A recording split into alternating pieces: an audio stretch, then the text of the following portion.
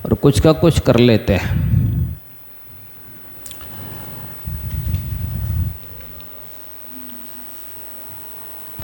व्यक्ति अल्पभाषी हो, कम बोलने वाला हो, और व्यक्ति के स्वभाव को स्पष्ट करने वाली उसकी वाणी होती है। वो जो कुछ बोलता है अपने व्यक्तित्व को ही सामने रख देता है। वाणी के माध्यम से वो अपने व्यक्तित्व को सामने रख देता है।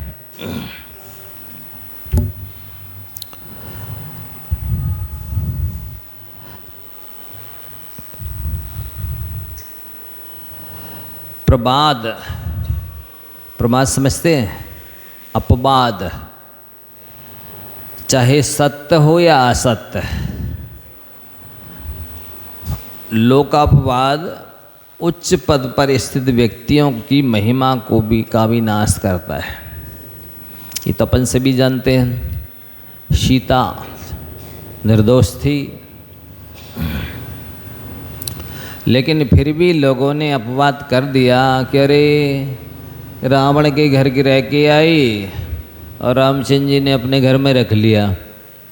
जब महापुरुष ही ऐसा करेंगे तब सामान्य लोग तो करेंगे ही करेंगे। तो निर्दोष होते हुए भी सीता को जंगल में छुड़वाना पड़ा।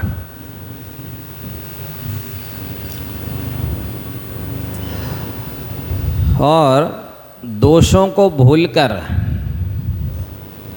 भाइयों पर स्नेह एवं बंधुओं पर प्रेम करना चाहिए। पत्नी पति से मधुर व्यवहार करे, कोमल शब्द बोले, माता पिता के प्रति पुत्र निष्ठावान हो, उपकारी माने कृतज्ञ हो। उपकार माने माता पिता और बहन का दुख हर हालत में दूर करने की कोशिश करें। ये गृहस्थी में रहते हैं तो ये कर्तव्य के पालन करने होते हैं, करने में चाहिए। लेकिन आजकल ये ज़माना ऐसा आ गया है कि लोग अपने उपकारियों को भी भूलने लग गए। चाहे माता पिता हों, गुरुजन हों, और बड़े हों, मित्र हों, पड़ोसी हों, अब तो सबको भूलकर केवल हम दो और हमारे दो। ज़्यादा हों तो धक्का दो, हम दो हमारे दो, ज़्यादा हों तो धक्का दो। ऐसा चल रहा है। इससे क्या है, व्यक्तियों के अंदर कृतज्ञता आ गई है। और जब कृतज्ञता आती ना तो फिर प्रकृति भी अपना स्वभाव छोड़ देती है। प्रकृति भी रुष्ट हो जाती है। फिर अतिवृष्टि होना, अनावृष्टि होना, भूकंप होना, बड़वानल होना समुद्र में, ये सारी स्थितियाँ बनने लगती हैं। कृतज्ञ व्यक्ति के लिए स्वर्ग के दरवाजे भी बंद रहते हैं। मोक्ष का दरवाज़ा तो बंद होता ही है। फिर बोलते हैं दुनिया की जितने शब्द हैं, कुछ कहने जा रहे?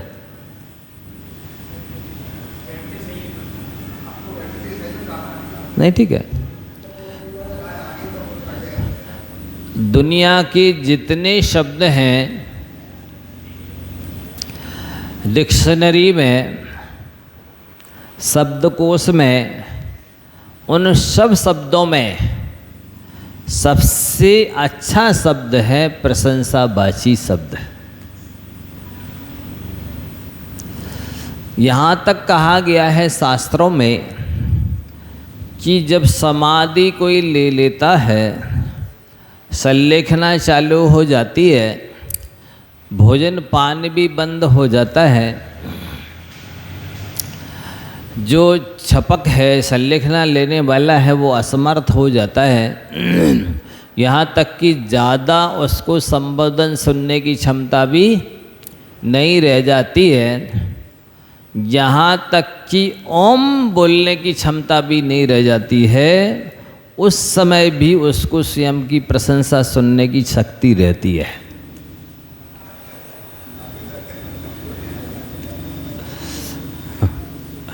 क्या? जब वो कुछ भी नहीं सुन सकता है ना बोल सकता है, उस समय भी प्रशंसा तो सुन सकता है।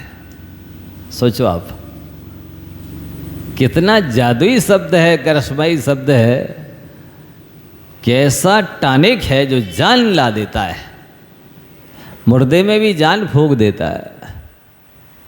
ऐसा शब्द है प्रशंसा। यदि प्रशंसा करना सीख जाएं तो सारे विवाद समाप्त हो जाएं, लड़ाई झगड़े समाप्त हो जाएं, बैर विरोध समाप्त हो जाए।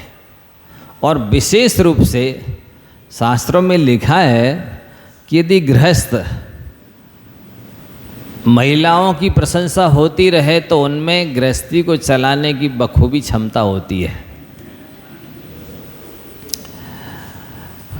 क्या? लेकिन ये गृहस्थ भी इतने अविवेकी होते जा रहे हैं कि वे कुछ काम तो कर ही नहीं सकते। बाबू जो ठहरे कुर्सी तोड़ने वाले, वे प्रशंसा भी नहीं कर सकते, इसलिए अगर सब काम गड़बड़ होता है। निंदा तो कर सकते हैं, वो तो किचन में सवेरे 5 बजे 4 बजे से मतलब घुसी हैं, सब चाय नाश्ता भोजन बना रही रुच रुच करके, और आपका इंतज़ार करते करते थक गई, और आप आए जब मनमर्जी से 12-1-2 बजे, और जरा सी कोई कमी देखी और बस भन बना के चले गए या उल्टी गालियाँ सुना के चले गए, तो ये पशुता कहलाती है। स्वयं अपने ऊपर ये लागू नहीं करते, काश मैंने इतनी मेहनत से कोई डिश आइटम बनाया होता और कोई इस तरह से उसमें कमी निकाल के चला जाता तो मेरे सिर पर क्या बीतती है। हाँ? इतना भी नहीं सोचते हैं। इस तरह के नर पशु हैं, इसलिए तो अशांति रहती है, गृहस्थी सारी गड़बड़ाती है। महिलाओं में क्षमता है, बखूबी अच्छी तरह से गृहस्थी का निर्वाह कर सकती हैं, बशर्ते कि उनकी प्रशंसा होती रहे। हाँ, प्रशंसा चाहिए है, संवेदना चाहिए। कई महिलाएं तो जब संवेदना नहीं मिलती है तो वो बीमारी का बहाना बना के लेट जाती हैं। पति आके बिस्तर पर बैठे और थोड़ा सा हाथ सिर पर रख के पूछे क्या हो गया है, तो उनका स्वास्थ्य ठीक हो जाता है। क्या? सब ठीक हो जाता है, शरीर में एनर्जी आ जाती है, तन मन सक्रिय हो जाता है। लेकिन वो नहीं जताते संवेदना, आत्मीयता नहीं जताते हैं, ये बहुत बड़ी कमी है। ये पढ़े लिखे तो कहलाते हैं, लेकिन पढ़ा तो है पर लिखा नहीं है, इसलिए वे भैंस के पड़ा हो रहे हैं। लखा भी नहीं है, लिखा भी नहीं है, ऐसा है। मधुरतम शब्द है, ऐसी मिठास ना गुड़ में है, ना खांड में है, ना शक्कर में है, ना अमृत में है, जैसी मिठास प्रशंसा के शब्दों में है। हाँ, प्रशंसा के शब्द व्यक्ति को बहुत ऊपर उठाते हैं, ऊंचा उठाते हैं। पंडित पन्नालाल जी साहित्याचार्य जी बोलते थे, जब हम विद्यार्थी अवस्था में थे और एक बार हमने कुछ कविता बनाने की चेष्टा की, कोशिश की, शायद हो सकता है 10 धर्म से संबंधित थी, और बरणी जी को दिखाई, और बरणी जी ने सभा में बाँची और बहुत दिल से प्रशंसा कर दी। देखो तो इस बच्चे ने कितनी अच्छी कविता बनाई है। हमारा हौसला बढ़ गया, फिर तो हमने ग्रंथ के ग्रंथ लिख दिए। सच ज्ञान सम्यक चिंतामणि, सच ज्ञान चंद्रिका, सच चारित्र चिंतामणि, 3 ग्रंथ मौलिक हैं, और अनेक दूसरे सैकड़ों ग्रंथ जिनका संस्कृत से प्राकृत से हिंदी में अनुवाद किया। तो प्रशंसा में इस तरह की टॉनिक होती है जो तन मन दोनों को ही मजबूत सबल बना देती है, सक्रिय बना देती है। आगे बढ़ा देती है। प्रशंसा करने से पतन बहुत कम होता है, उत्थान ज़्यादा होता है। कुछ लोग प्रशंसा में फूल जाते हैं, अहंकार में आ जाते तो भले उनका पतन हो जाए, पर प्रायः कम होता है सोच समझ के, लेकिन करना तो अवश्य चाहिए। मनोबल बढ़ाना चाहिए, पीठ थपथपाना चाहिए, शाबाश बोलना चाहिए, धन्यवाद बोलना चाहिए। ये शब्द बहुत कीमती है, बहुत पावरफुल हैं। इन शब्दों के सामने टैबलेट मतलब ताकत की बृहद चिंतामणि या कोई भी दवाइयाँ कुछ मायना नहीं रखती है, इतनी ताकत है इनमें।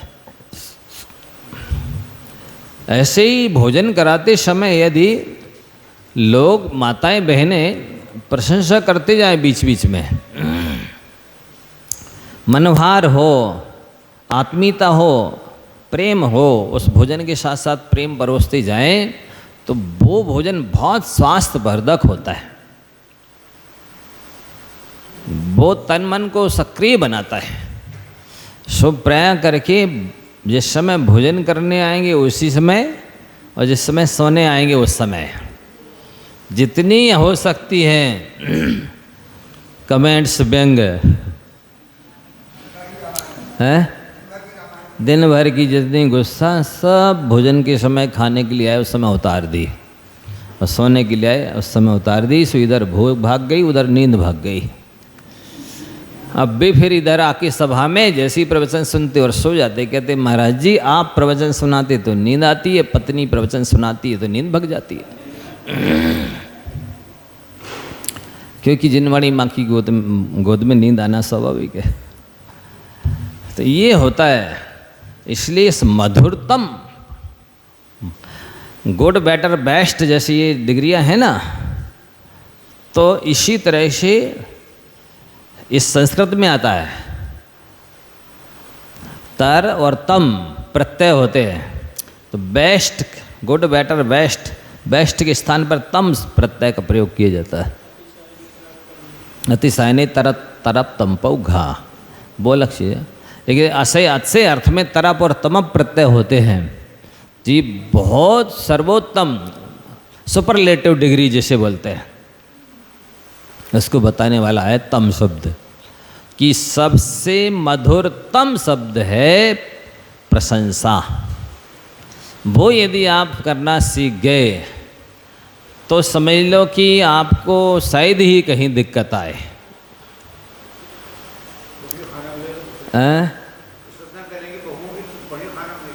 हाँ, प्रशंसा करोगे बढ़िया खाना मिलेगा, बढ़िया सेवा होगी। देखो ऐसा है, बदले में आपकी भी प्रशंसा होगी। ये तो वो रिफ्लेक्स तो पड़ने वाला है ही, प्रतिध्वनि तो वैसी आने वाली है ही। आप जैसा देंगे वैसे ही मिलने वाला है। ये जीवन का सत्य है प्रशंसा और प्रसन्नता। यदि व्यक्ति प्रशंसा करना सीख जाए और प्रसन्न रहना सीख जाए तो स्वस्थ रहे। वो सबसे अच्छी दवाई है स्वस्थ रहने की, प्रसन्नता। कई बीमारियां टेंशन से, चिंता से होती हैं। थायराइड हो जाए, कैंसर हो जाए, बीपी लो होने लग जाए, हाई होने लग जाए, अनेक तरह की बीमारियां होती है। माइग्रेन हो जाता है टेंशन से, चिंता से। ये अनेक जगह देखा गया है, सुना गया है। टेंशन करने से आंखों की ज्योति चली जाती है। ये फैक्ट है, तथ्य है, सुना हुआ अनुभूति सुना रहा हूँ मैं कि जो चिंताग्रस्त रहते हैं, टेंशन में रहते हैं, गुस्सा में रहते हैं, उनको अनेक बीमारियां घेर लेती हैं। तो मधुरतम शब्द क्या है? बोलिए पीछे तक। प्रशंसा। सबसे मधुरतम शब्द क्या है? प्रशंसा। अब वो चापलूसी नहीं करना है, चमचाई नहीं करना, नहीं समझे, लेकिन फिर भी गुणस्तोकम सदुल्लंघे तद्भवत कथा स्तुति। थोड़े भी गुण हों तो उनको बढ़ा चढ़ा करके कहने का नाम स्तुति आप कह सकते हैं। बिल्कुल ही नहीं हो और फिर आप बहुत लंबे चौड़े बड़ा चढ़ा करके बोलें तो फिर ये तो चापलूसी कहलाएगी, चमचाई कहलाएगी, फिर ये दुर्जनता की भाषा कहलाएगी। तो थोड़े शब्द को बड़ा चढ़ा के बोला जा सकता है, अच्छाई है तो उसको बढ़ाना चाहिए। तो आज से आप लोग सीख जाएंगे ना। हाँ ठीक है, 20 से 50 तक तो चलेगा, बिल्कुल।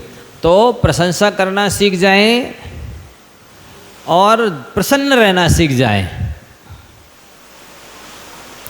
फिर देखो आप कितनी सारी समस्याएं समाप्त हो जाएंगी और कितनी सारी बीमारियां समाप्त हो जाएंगी। हैं? 2 चीज़ें आ गई तो आप अनुभव करके देखिए। हाथ कंगन को क्या अर्श की आवश्यकता, आज से ही आप प्रैक्टिकल करिए, प्रशंसा करना शुरू करिए और प्रसन्न रहना शुरू होइए, सीख जाइए। फिर देखिए कितनी बीमारियां नहीं भागती और कितनी समस्याएं समाप्त नहीं होती। लोग निंदा तो कर सकते हैं भरपेट, प्रशंसा नहीं कर पाते। इसी तरह से हताश उदास निराश तो रह सकते हैं पर भी मुस्कुरा नहीं सकते हैं। आप सोचिए जब जरा सी फोटो उतरवाने के लिए मुस्कुराते हैं तो फोटो अच्छी आ जाती है फिर दिन भर मुस्कुराएंगे तो जीवन अच्छा क्यों नहीं बनेगा, भविष्य अच्छा क्यों नहीं बनेगा। फोटो उतरवाने के लिए मुस्कुरा सकते हैं, हैं? हाँ, स्माइल फेस प्लीज, वो बोलेगा कि मुस्कुराइए। तो मुस्कुराने से जब फोटो अच्छी आ सकती है तो मुस्कुराने से जीवन अच्छा क्यों नहीं बन सकता है और भविष्य अच्छा क्यों नहीं बन सकता है, बन सकता है।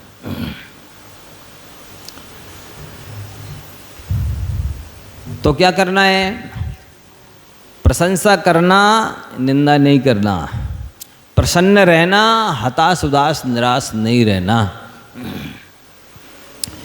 आप दूसरी बीमारियों को बीमारी समझते हैं पर हताश उदास निराश होना ये सबसे बड़ी बीमारी है। चिंता में रहना ये सबसे बड़ी बीमारी है, टेंशन में रहना ये सबसे बड़ी बीमारी है। ये समस्या भी है, समस्त समस्याओं से बड़ी समस्या है, समस्त परेशानियों से बड़ी परेशानी में डालने वाली चीज़ है। और ये किसी भी समस्या का समाधान नहीं है। चिंता करना, टेंशन करना, हताश उदास निराश होना, चिंता के स्थान पर चिंतन करना शुरू कर दीजिए। शरीर को भोजन दो वेतन जैसा, मन को भोजन दो चिंतन जैसा। क्या? शरीर को भोजन दो वेतन जैसा और मन को भोजन दो चिंतन जैसा। तो दोनों की खुराक मिल गई, अब आपकी गाड़ी बेरोक टोक चल सकती है, आगे बढ़ सकती है। व्यक्ति प्रायः क्या करता है, 90 घन मारता है और काम बंद कर देता है। 100वें घन पटकता तो वहाँ पर वो पत्थर फूट जाने वाला था, पानी निकल आने वाला था, लेकिन वो 99 घन मारेगा और छोड़ देगा। अब नहीं होगा, हमसे नहीं होगा, यहाँ पानी नहीं है, ये काम हमसे नहीं होगा, हम सफल नहीं हो पाएंगे, अब इसको छोड़ो। 99 घन पटक दी उसने और 100वां घन पटकना था और सफलता मिलने ही वाली थी, लेकिन उसने 99 घन पटके 100वें में हताश उदास निराश हो गया। ऐसा प्रायः हर क्षेत्र में होता है। तो दृढ़ अध्यवसाय वाला होना चाहिए, जो ठान लिया है वो करके छोड़ेंगे। 3 तरह के लोग होते हैं। एक तो वो होते हैं कि जो कठिनाई आ जाएगी ऐसा समझ के काम ही शुरू नहीं करते, समस्याएं बहुत हैं, अपने से नहीं होगा ऐसा सोच के शुरू ही नहीं करते। कुछ ऐसे हैं कि शुरू तो कर देते हैं और जरा सी समस्या आती है और छोड़ देते हैं। तो जो काम समस्या के भय से शुरू ही नहीं करते भी अधम लोग माने जाते हैं, और जो शुरू तो कर देते हैं पर कठिनाई आने पर छोड़ देते हैं वे मध्यम माने जाते हैं। और जो प्री प्लानिंग के साथ कार्य शुरू करते हैं और पुनः पुनः बाधाओं के द्वारा बाध्य होने पर भी काम नहीं छोड़ते हैं, सफलता प्राप्त करके ही रुकते हैं, वे श्रेष्ठ मनुष्य माने जाते हैं।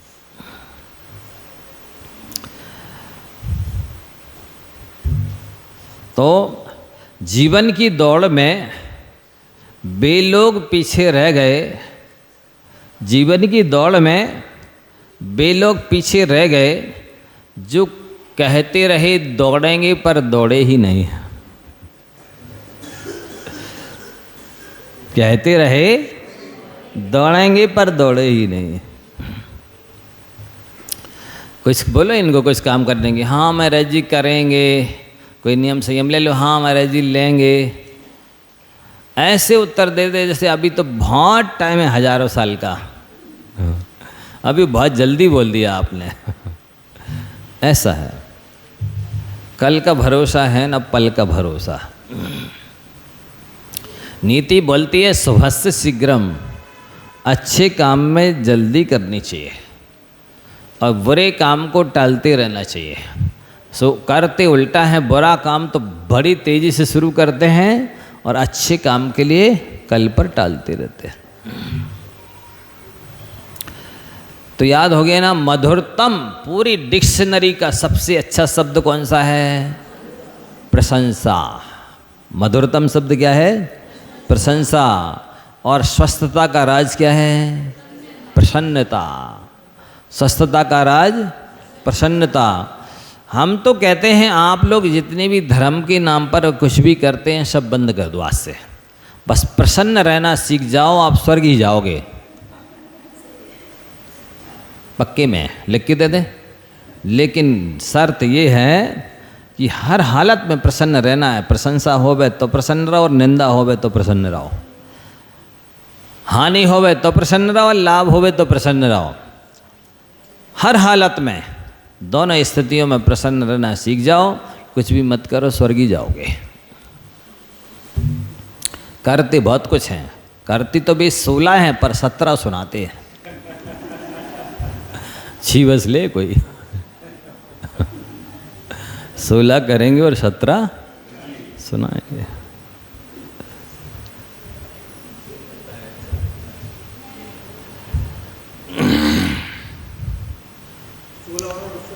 है 16 वालों को गुस्सा क्यों आती है? अब वो अविवेक के कारण, कमजोरी के कारण, क्योंकि क्षमा वीरों का आभूषण है। अभी जो ठहरे कायरता की वजह से गुस्सा आती है। चिड़चिड़ापन कब होता है? जब व्यक्ति कमज़ोर हो जाता है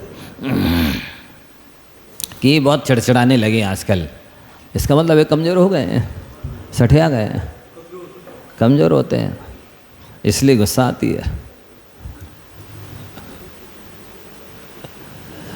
ऐसी कोई बात, ध्यान से सुनिए, ये नीतियाँ हैं। ऐसी कोई बात किसी आदमी के बारे में मत कहो जिस बात को आप उस मनुष्य के मुँह पर नहीं कह सकते। जिस बात को आप उस मनुष्य के सामने नहीं बोल सकते हो, तो ऐसी बात पीठ पीछे भी मत बोलो।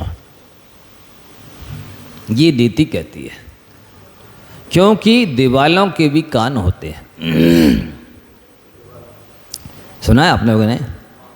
दीवालों के भी कान होते हैं। आप कितनी सेक्रेट समझे उसको कि किसी ने नहीं देखा, किसी अन्य ने भी नहीं सुना, लेकिन वो बात उस तक पहुंच ही जाती है। और पहुंचे चाहे नहीं पहुंचे, भावों का संप्रेषण तो पहुंच ही जाता है। भावों का संप्रेषण पहुंच ही जाता है। लेकिन हम लोग पीठ पीछे बोलते रहते हैं और मुंह पर बहुत मुंह चुपड़ी करते हैं। सो वो सब समझ जाता है कि मुंह चुपड़ी कैसी है, इसलिए काम बिगड़ते हैं। ऐसी कोई बात मत कहो जो आप उस व्यक्ति के मुंह पर या सामने नहीं बोल सकते हो। जो अभिमानी है, आदर की योग्य नहीं है, उचित अनुचित के विवेक से रहित है, अप्रिय वक्ता है, दुख और अपमान से संकुचित हो रहे हैं, ऐसे व्यक्तियों से अत्यंत गुणी मनुष्य संभाषण नहीं करते। मतलब जिस किसी से बात करना आवश्यक नहीं है, बात करने के लिए भी योग्य व्यक्ति होना चाहिए। क्या क्या कहा? जो अभिमानी है आप उससे बहुत सोच समझ के बोले, या तो पहले सैल्यूट मारे, नहीं समझे? अभिमानी से बोलना है तो पहले हाथ जोड़ें, विनय करें, उसकी यही फीस है। हाँ पक्के में उसकी फीस यही है, उसकी तनख्वाह यही है, उनकी खुराक यही है। अभिमानी के सामने हाथ जोड़ना सीख जाइए। फिर आदर करने योग्य नहीं है तो उससे फिर आप बहुत सोच समझ करके बोलिए, नहीं तो आपका अनादर हो जाएगा। उचित, हाँ ये पहले नरियल चढ़ा दो, बिल्कुल ठीक है। चोरों को ही, हाँ सही बात है, चोरों को चौकीदार बना देने से सुरक्षा रहती है। हाँ इसी तरह अभिमानी व्यक्ति को पहले, सबसे पहले उसको श्रीफल चढ़वा दो, सम्मान करवा दो। हाँ यही सब कुछ करता धरता है ऐसा दुष्टम नीति है। अब वो बोलने में थोड़ा संकोच लग रहा था हमें ठीक है, आप लोग समझ गए। हाँ उचित अनुचित के विवेक से रहित है जो, उससे आप सोच समझ के बोलिए, नहीं तो आपका अनुचित हो जाएगा। बोलना खतरे से खाली नहीं होता है, बोले और फंसे, ये नीति है। अप्रिय बोलने वाला हो फटाटोप तो उससे भी सोच समझ के बोली, अन्यथा मौन रही है। कोई दुखी व्यक्ति है तो आप उससे इतना अवश्य बोलना सीख जाइए कि मैं हूं ना, चिंता नहीं करना, मैं हूं ना। इन शब्दों में बहुत ताकत है, उसका आधा दुख दूर हो जाता है इतना बोलने मात्र से कि मैं हूं ना, संबल मिल जाता है।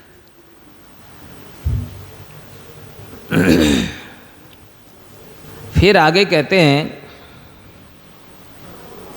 वह सर्वाधिक सुखकर बातचीत है जहां कोई प्रतिस्पर्धा नहीं है। प्रतिस्पर्धा समझते ना, कंपटीशन नहीं है, जहां वो सबसे अच्छी सुखकर बातचीत होती है। कोई दंभ नहीं है, छल नहीं है, अपितु भावों का शांत और आडंबरहीन आदान प्रदान हो।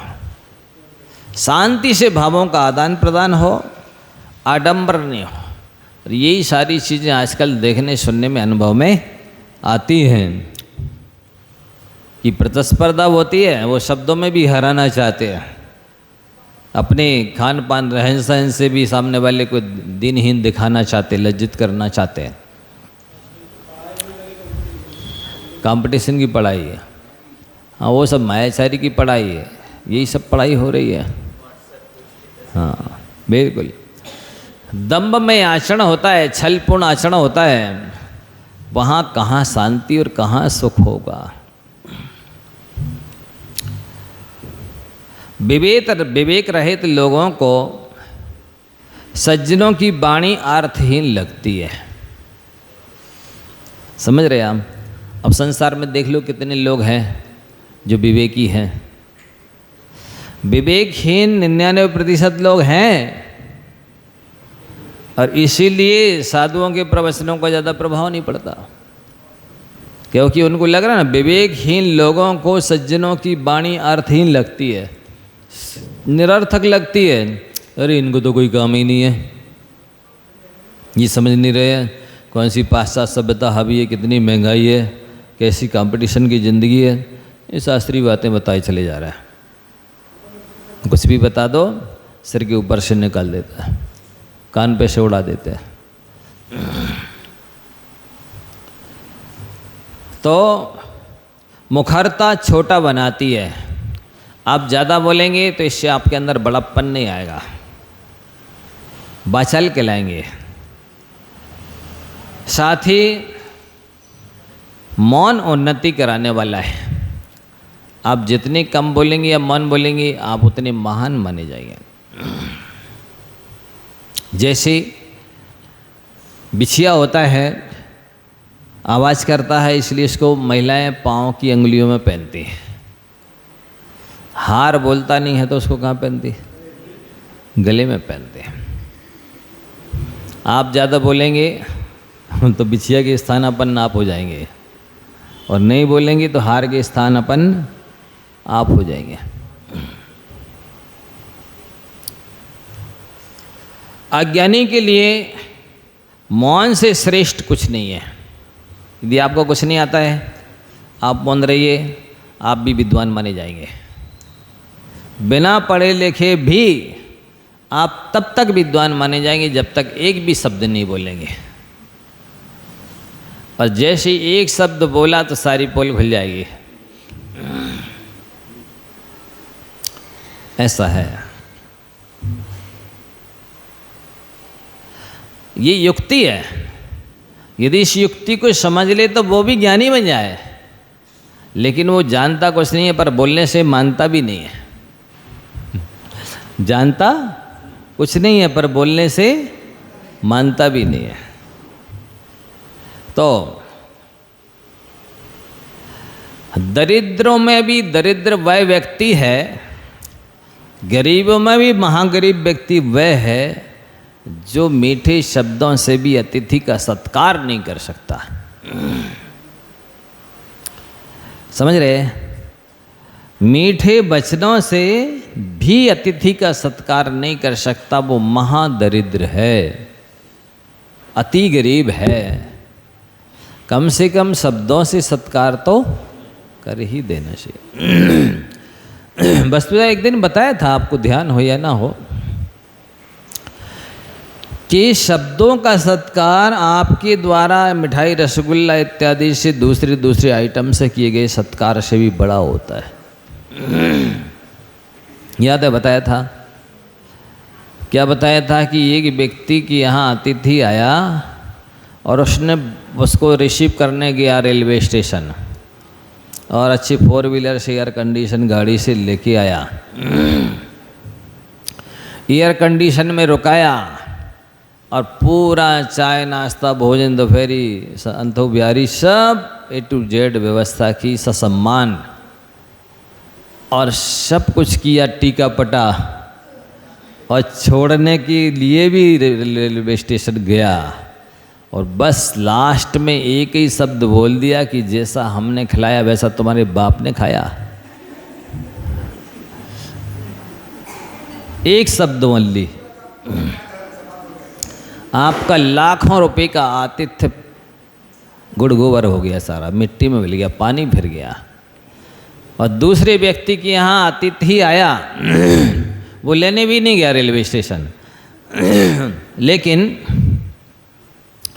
आते ही साथ उसने अच्छी स्नेह की दृष्टि से देखा, ओंठों पर मुस्कान भर करके, हृदय में आत्मीयता रख करके, और कहा आइए पधारिए, आप बहुत दिनों में आपने दर्शन दिए, आपके आने से मुझे बहुत प्रसन्नता हुई, आप क्या आए, मेरे तो घर पवित्र हो गया।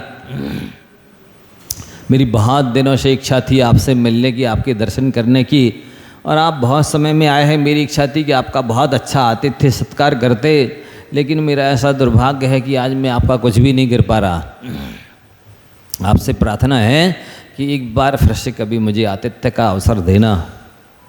बस इतना सुन के वो चला गया। बोलिए, आपको याद रखेगा कि नहीं? हाँ, प्रशंसा करेगा कि नहीं आपकी? दोबारा आएगा कि नहीं? और वो पहले वाला पहले का क्या करेगा? पहले वाला प्रशंसा करेगा, हैं? सपने में भी नहीं आएगा। जागृत अवस्था में तो छोड़ो, सपने में भी नहीं आएगा, ऐसा है। तो ये शब्दों की ताकत, इस शब्दों की मिठास, इस शब्दों का जादू, शब्दों में जो जादू है, शब्दों में जो अतिशय है, शब्दों में जो मिठास है, शब्दों में जो टानिक ताकत है, वो तो दुनिया की किसी चीज़ में नहीं है। इतना लंबा उपदेश 1.25 महीना से शब्दों के ऊपर चल रहा है। सीखना है अपन लोगों को ये सब, इसीलिए बोला जा रहा है कि सबसे बड़ा दरिद्री में भी महादरिद्री व्यक्ति वह है जो घर पर आए अतिथि का मीठे शब्दों के द्वारा भी आतिथ्य नहीं कर सकता है। वैसे कहते हैं कि पानी, चटाई और मीठी बाणी, ये तो कम से कम अतिथि के लिए देने के लिए सबके पास होती है। आइए बैठिए, पानी पी लीजिए इत्यादि बोलना, ये तो सबके पास ही होता है। तो इससे बहुत अच्छा आतिथ्य किया जा सकता है, लेकिन लोगों को ये भी करना नहीं आता है।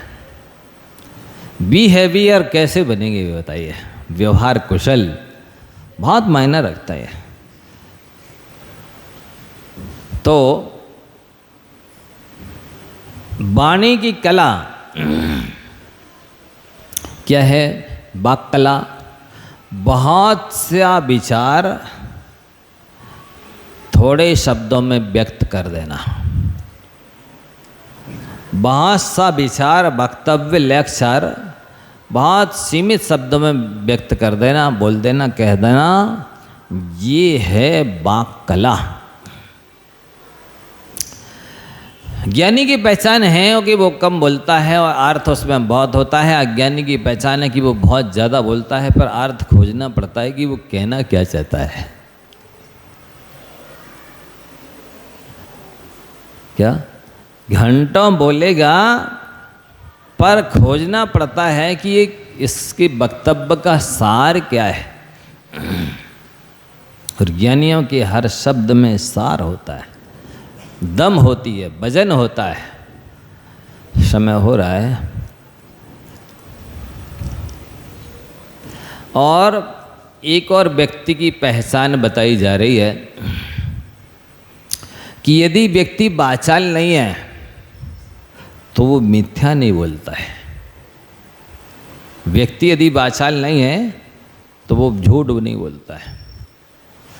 जिसको अपने सत्य के प्रति निष्ठा होती है वो नाप तौल का शब्द बोलता है कि इन शब्दों को हमें निभाना भी तो है। जो हम बोल रहे हैं उन शब्दों का निर्वाह भी तो करना है, इनका पालन भी तो करना है हमें। तो सोच सोच करके बोलता है कि जिसको हम पालन कर सकें, जिनका निर्वाह हम कर सकें, वे शब्द बोलता है। अज्ञानी इस बात का ख्याल नहीं रखता है, इतनी रखते हैं। आगे की बात आगे की जाइए।